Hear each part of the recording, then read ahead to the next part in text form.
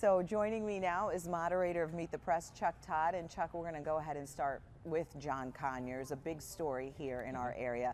You know, we heard from his attorney a short time ago saying they're going to make a decision sometime within the next 2 days about whether or not he will stay in Congress. What do you make of this timeline?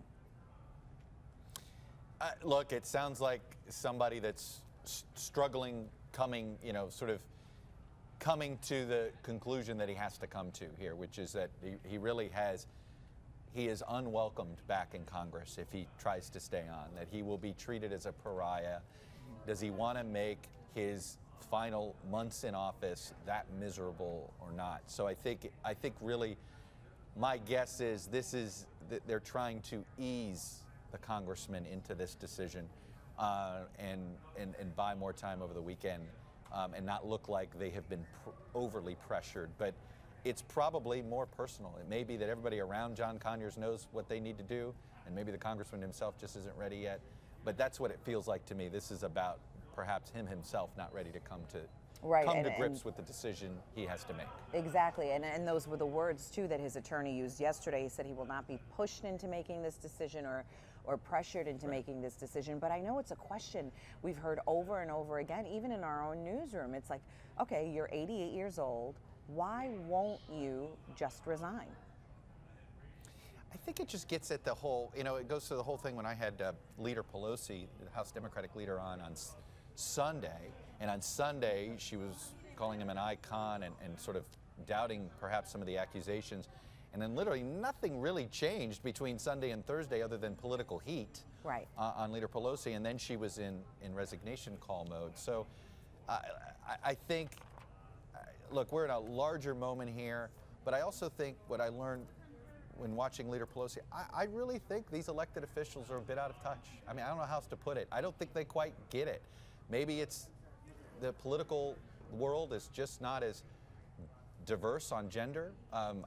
Part of me believes that the reason why our industry has acted faster, Hollywood has acted faster, those are all places where there is more diversity in the workforce than there is on Capitol Hill, than there is in the elected U.S. Congress. And let's talk about that a little bit. You had Nancy Pelosi on last week on Sunday, and we heard from her on separate occasions here as the week wore on.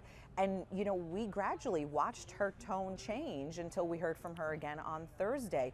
What did you make of that, given that you had spent time with her last Sunday? Oh, look, the House Democratic caucus is divided. There's a big generational divide on this issue specifically. Look, the leadership of the House comes from another era. Comes from that era where this stuff was swept under the rug, or this stuff was boys will be boys, or this stuff was slap on the wrist, don't do it again.